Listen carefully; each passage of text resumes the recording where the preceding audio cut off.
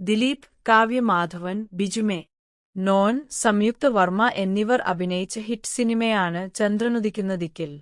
ദിലീപ്, കാവ്യ ജോഡി പ്രേക്ഷകർ ഇരുകൈയും നീട്ടി സ്വീകരിക്കുകയും ചെയ്തു. ലാൽ ജോസ് ആയിരുന്നു സിനിമയുടെ സംവിധായകൻ. ഈ ചിത്രവുമായി ബന്ധപ്പെട്ട് ലാൽ ജോസ് നടത്തിയ ഒരു വെളിപ്പെടുത്തലാണ് ഇപ്പോൾ സോഷ്യൽ മീഡിയയിൽ വൈറലായിക്കൊണ്ടിരിക്കുന്നത്. ചിത്രത്തിൽ ദിലീപിന്റെ നായികയായി ശാലിനിയെയാണ് ആദ്യം തീരുമാനിച്ചിരുന്നതെന്നാണ് ലാൽ ജോസ് പറയുന്നത്. ഒരു മാധ്യമത്തിന് നൽകിയ അഭിമുഖത്തിൽ സംസാരിക്കുകയായിരുന്നു അദ്ദേഹം. ചന്ദ്രനുദിക്കുന്ന ദിക്കിൽ എന്ന സിനിമയ്ക്കായി കാസ്റ്റിംഗ് പൂർത്തിയാക്കിയിരുന്നു. ദിലീപിന്റെ നായികയായി ശാലിനിയെ നിശ്ചയിക്കുകയും ചെയ്തു. മറ്റു കഥാപാത്രങ്ങളെയും തീരുമാനിച്ചിരുന്നു. എന്നാൽ ആ സമയത്താണ് നിറം എന്ന ചിത്രത്തിന് ശാലിനി ഡേറ്റ് നൽകിയിരുന്നു.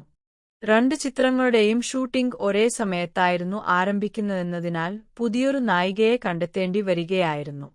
ശാലിനിക്ക് പകരം ആരെ അഭിനയിപ്പിക്കും എന്ന് ആലോചിക്കുമ്പോഴോ മഞ്ജു വാര്യരാണ് പുതുമുഖങ്ങളെ സിനിമയിലേക്ക് പരിഗണിക്കുന്നതിനെക്കുറിച്ച് നിർദ്ദേശിച്ചത്. പെട്ടെന്ന് കാവ്യയുടെ കാര്യം ഓർമ്മ വന്നു. ഉടൻ തന്നെ നീലേശ്വരത്ത് കാവ്യയുടെ വീട്ടിൽ പോയി അവരെ പറഞ്ഞു മനസ്സിലാക്കി. അഭിനയിക്കാമെന്ന് കാവ്യ സമ്മതിക്കുകയും ചെയ്തു, ലാൽ ജോസ് പറഞ്ഞു.